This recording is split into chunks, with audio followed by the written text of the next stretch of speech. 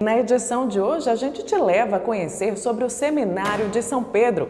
Localizado na Avenida Campos Sales, o lugar foi fundado em 15 de fevereiro de 1919 pelo segundo bispo de Natal, Dom Antônio dos Santos Cabral.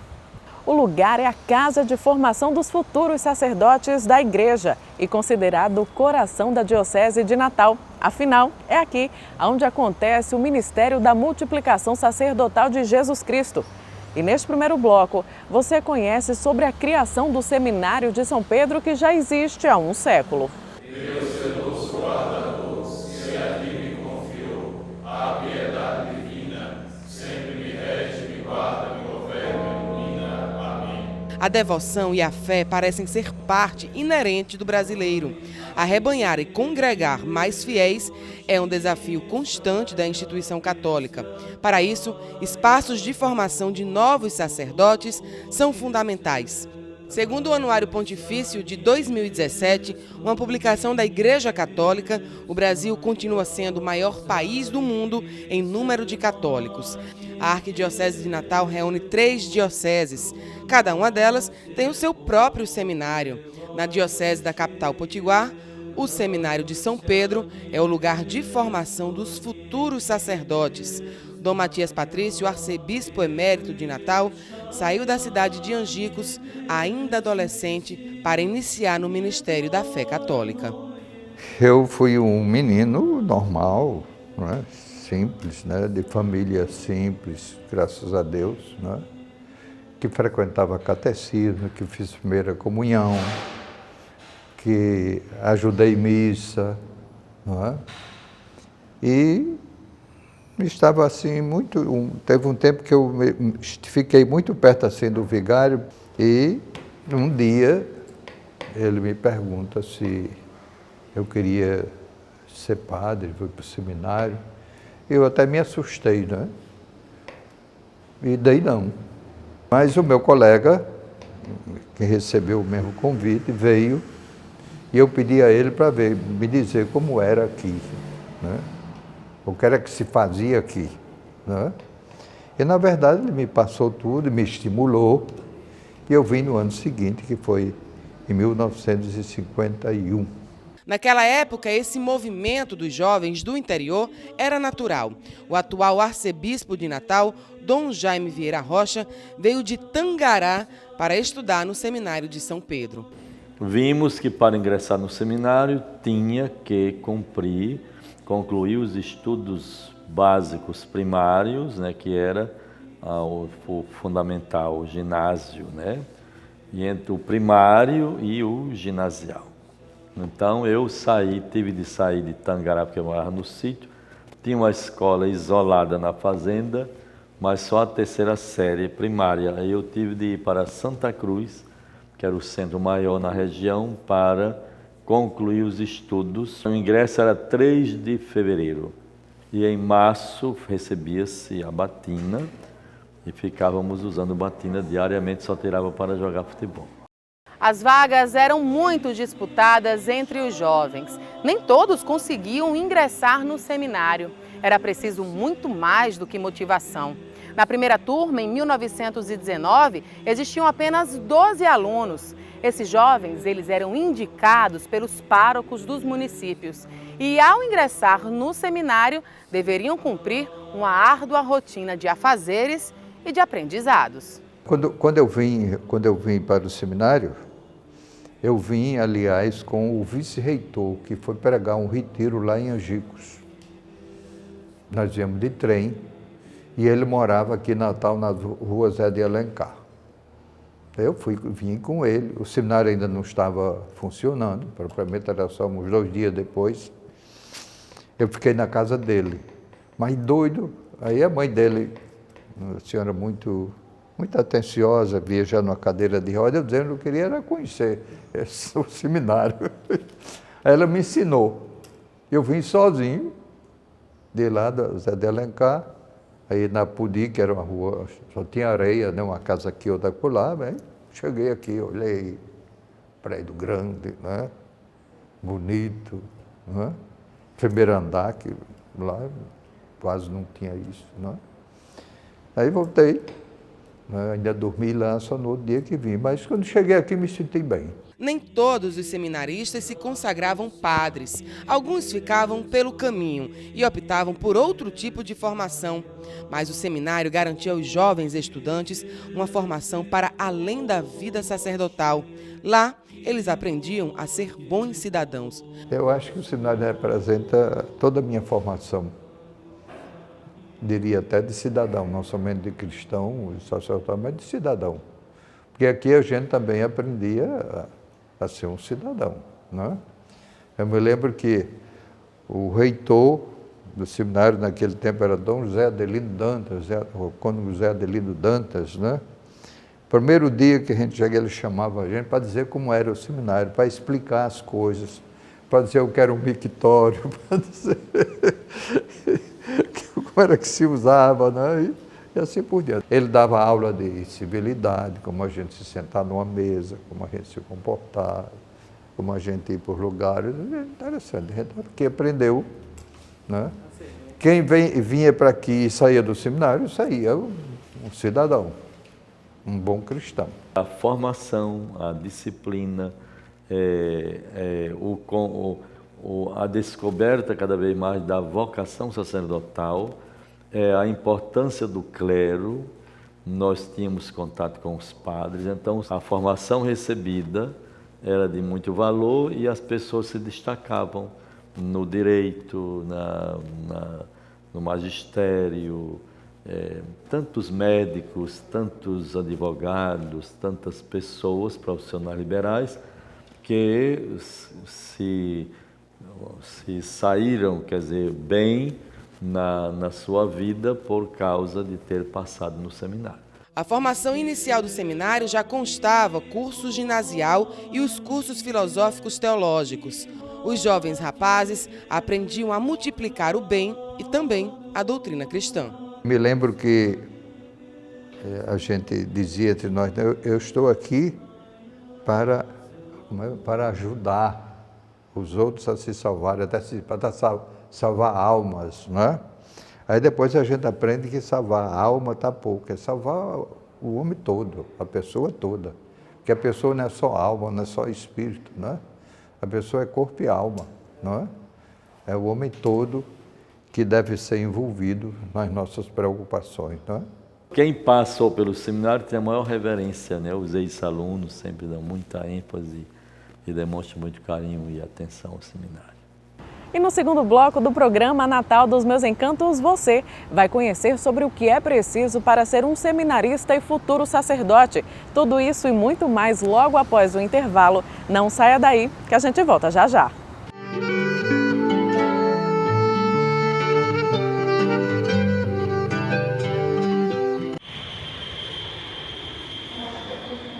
Não existe experiência mais rica que a do viajante. Mas alguns programas oferecidos podem ter sérias consequências. E o preço cobrado pode ser muito alto. Turismo sexual. Esse programa da cadeia. Câmara Municipal de Natal.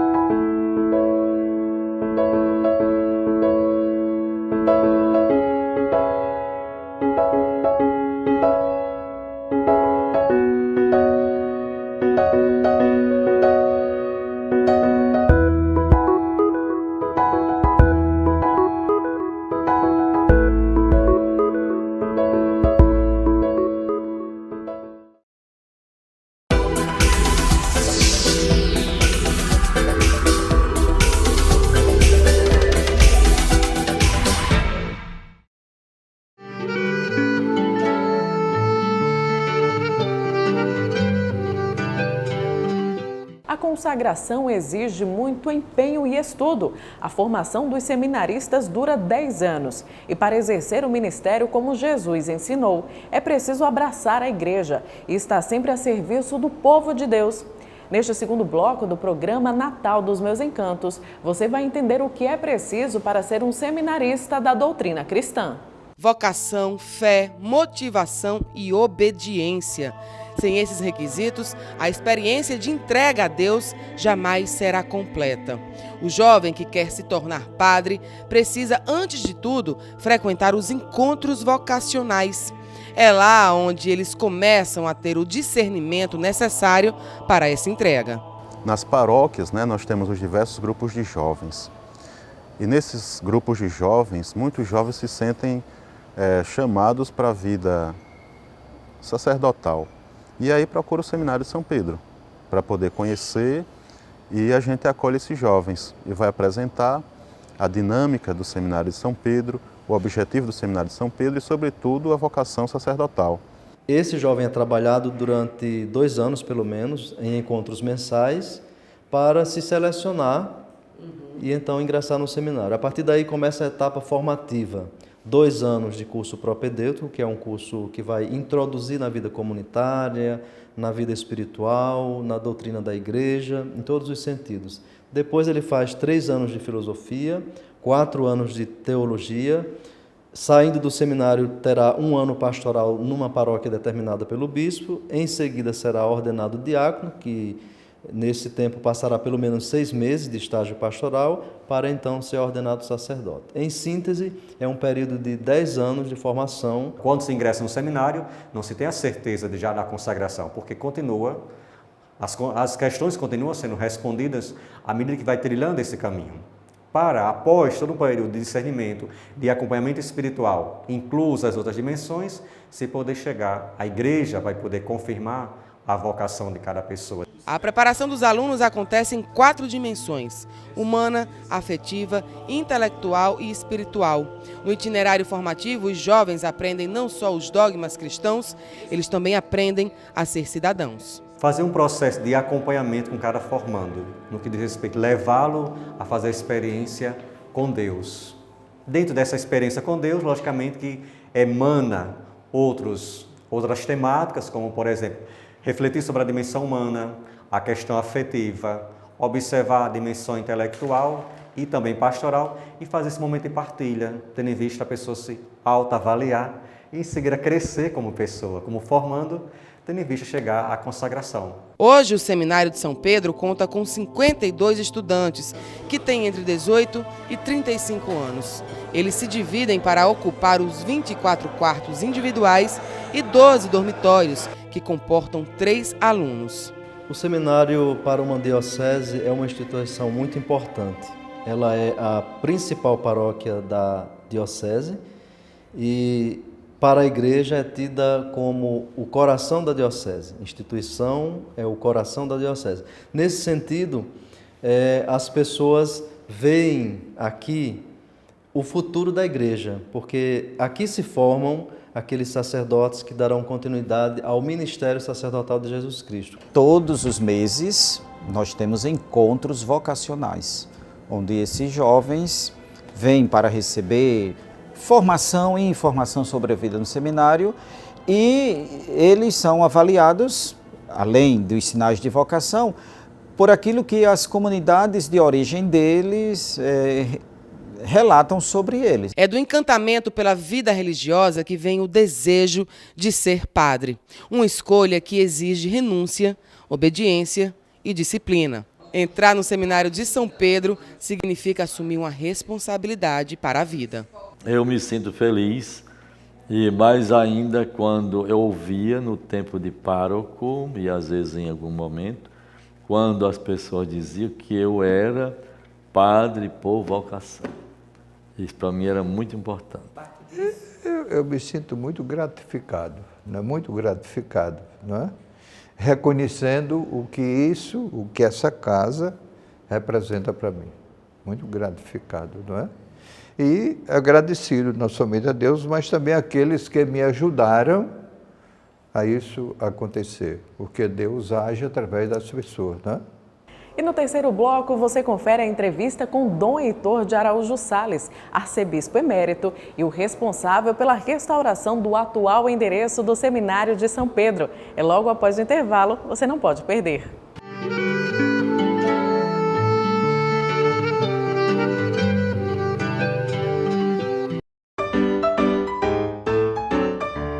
Marina menina jogou essa garrafa de refrigerante no lixo seco. A garrafa foi apanhada pelo catador João e transformada nesse pote de iogurte. Maurício comprou, bebeu o iogurte e jogou o pote no lixo seco. Aí veio o catador João e ajudou a transformar o pote de iogurte em sacola plástica. Vovó Irene usa a sacola para levar as compras para casa. Depois de usada, a sacola foi para o lixo seco. E junto com outras sacolas, se transformou em mais uma garrafa PET. Você pode fazer o mesmo. Separe o lixo úmido do lixo seco e ajude a construir um mundo melhor. Repense, reaja, recicle. Uma iniciativa do Instituto Federal de Educação, Ciência e Tecnologia do Rio Grande do Norte. O trabalho escravo ainda existe no Brasil e tira a dignidade de muita gente com trabalhos forçados e jornadas exaustivas. São pessoas submetidas a condições degradantes. O Ministério Público Federal atua para combater esse crime, punir os responsáveis e resgatar a dignidade desses trabalhadores. Vamos juntos combater o trabalho escravo e limpar essa mancha da nossa sociedade. Ministério Público Federal. Seu direito, nosso dever.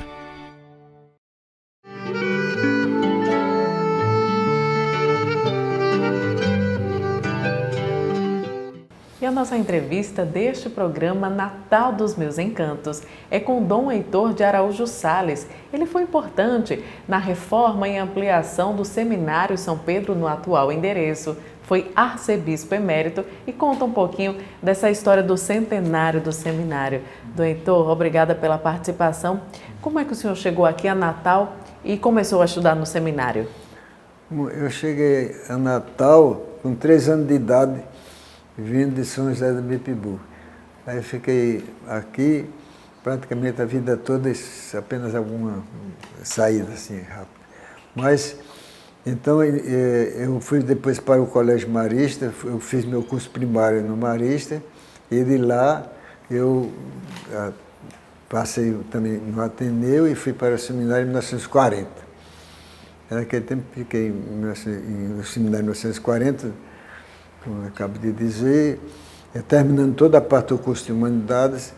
Então o seminário era o seminário maior, que tem 2 etapas, era 2 anos de filosofia e 4 de teologia. E sempre fazia em Fortaleza, porque naquele tempo aqui em Natal não tinha. Então eu fui para Fortaleza, fiz o curso e terminei em 1950, quando fui ordenado sacerdote, no dia 3 de dezembro de 1950. E aí fui nomeado para Nova Cruz, onde eu passei só uns 3 ou 4 meses, porque aí Dom Marcos me chamou para ser vigário em Santa Terezinha.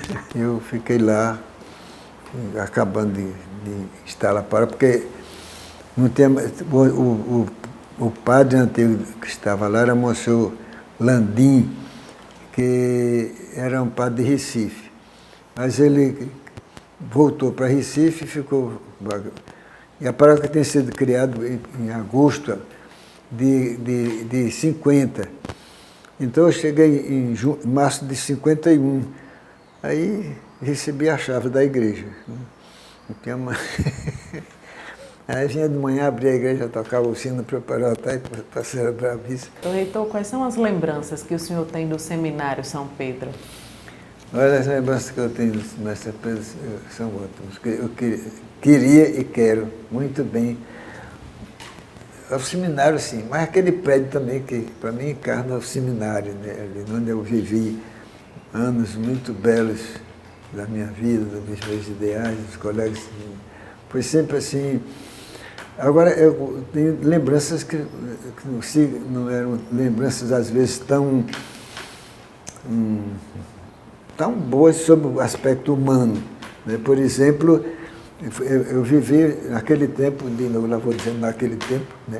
Era o tempo da guerra, né? Foi um tempo muito difícil aqui em Natal, né? E, então, nesse tempo lá no seminário, era o seminário menor, e o que eu digo que era ruim nesse sentido, entre aspas, ninguém...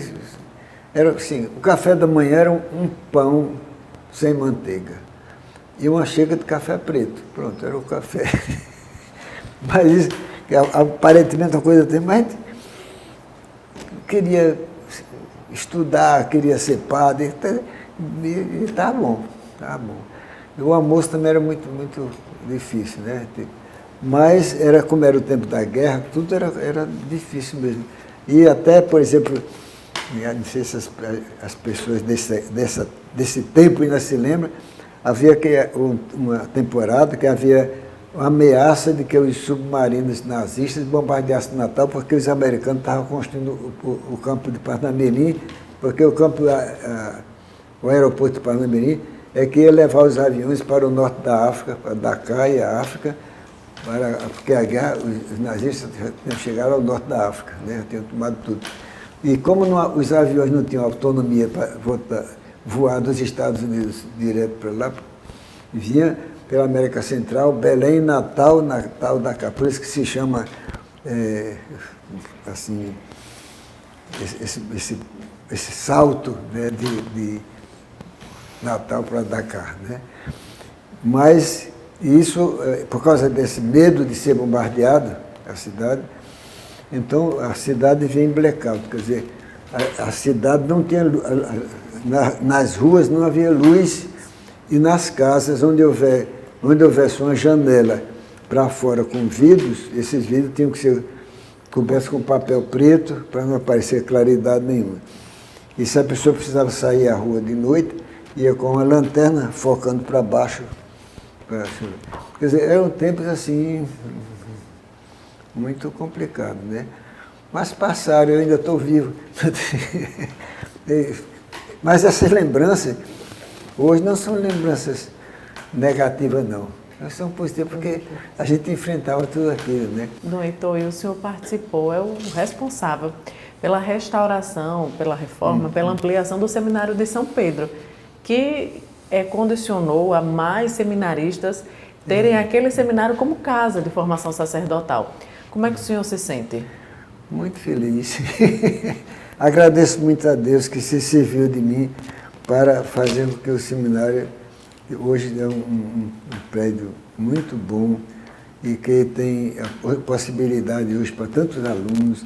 Isso, quando eu cheguei aqui já em 93 como arcebispo daqui, a diocese tinha 50 e poucos padres. A cidade era em 93, já faz mais de meio século, mas hoje tem quase 200 padres, daqueles 50, porque o seminário, então, foi mais fácil de crescer também, tinha todo o trabalho feito pelas vocações, isso eu sempre procurei estimular também, né? Porque toda coisa que a gente achava bom a gente faz. Dom Heitor, e o que é preciso para ser um ótimo seminarista, um ótimo padre? Eu acho que a coisa mais importante é amar Jesus Cristo acima de tudo. Acima de tudo. Mas há certas coisas que ajudam também nisso. Por exemplo, uma coisa muito interessante também, amar a igreja, que é uma instituição, tem suas falhas, mas quando a gente quer bem uma coisa, a gente quer bem. Pronto, então isso diz tudo. E também, até o Papa Francisco gosta de dizer assim, olha, vocês não são, vocês não são órfãos, vocês têm uma mãe no céu. Aí, portanto, a devoção à Nossa Senhora é uma coisa também muito interessante para quem quer ser um bom padre. Tem essa presença de Maria, é uma coisa que estimula também para o crescimento. Mas é claro que o padre que quer desempenhar bem a sua missão deve amar muito a Jesus Cristo para que possa difundir a sua presença, o seu amor no meio dos homens. Quer dizer, aqui a gente não vai acusar ninguém, é claro, mas em resumo, eu diria também sobre esse aspecto da eficiência, se puder usar essa palavra, do seu ministério sacerdotal, é que ele queira ser não alguém que é servido, mas alguém que serve aos outros. Né? Alguém que faz da sua vida um serviço para os outros. E não querer que os outros sirvam. Não deixa de ser uma tentação, né? Porque tem sempre uma posição assim, importante, é o pároco, etc. Né? Mas se ele mantiver essa vontade de ser um servidor dos outros, de ser... Há certas coisas que são, eu diria até mais simples do que parece. Ser bem educado. Seria o princípio de tudo. Que é uma espécie de alicerce onde ele deve construir as outras coisas. Né? Se ele é mal educado, não é muito bom, não. Dom Heitor, o senhor é feliz com a vida que o senhor escolheu? Desde o início do sacerdócio, os estudos no seminário? Foi uma maravilha. E também naquele tempo, que até hoje não é mais assim, porque o mundo cresceu, as coisas são um pouco diferentes. Naquele tempo, a gente passava o tempo todo no seminário. Então, sábado e domingo eram dias muito bons para a gente ler também. A gente tinha um jornalzinho no seminário, a gente fazia da vida, né, uma coisa muito alegre, muito dinâmica. Tinha uma biblioteca para a gente estudar, para a gente aprofundar. Isso, e tinha também aqueles passeios que eram feitos com o grupo, né, para conhecer. Por exemplo, só um pequeno exemplo, em 1941, a gente foi para visitar Uruaçu, lugar dos mártires, que naquele tempo ninguém nem sabia bem onde era. E a gente foi daqui para São Gonçalo, de São Gonçalo a gente foi mais para o povoado lá, que era Uruaçu, e depois foram mostrar a gente onde é que se achava que havia sido um morticínio. E aí é interessante, tem um lugar assim uns 10 ou 15 metros quadrados, onde lá só havia capim bem baixinho e o resto em redor tem a mata alta, né? Mas aquele lugar onde tinha sido, mas não crescia. E alguns até que foram mostrar a gente, aqueles idosos, né? Que sabia aquelas histórias antigas. Até dizer que às vezes quando passavam lá tarde da noite, ouviam gemidos, não sei se era verdade ou sério, mas contavam essas coisas a gente. Mas, quer dizer, havia também esse aspecto havia jogo de futebol nosso, e são coisas tão estranhas. O futebol era jogado de batina, aí depois já, no tempo do Marcos, conseguiu que pudesse jogar de calção, mas ele pôs a condição do calção ser preto e ser até o joelho. Tinha essa condição também. Quer dizer, hoje todas essas coisas são esquisitas, assim, quase ninguém vê. Mas naquele tempo eram coisas normais, assim. Que o senhor tenha infinitos anos de vida pela frente nessa atividade sacerdotal, servindo ao povo de Deus e servindo ao Senhor. Obrigada pela entrevista, Dom Heitor. Desejo para todos vocês essa alegria de ter uma vida feliz, servidora, que isso é que deve dar alegria a gente. Muito obrigado também. Amém, eu que agradeço. Agradeço também a sua companhia e até a próxima edição. Радуйся,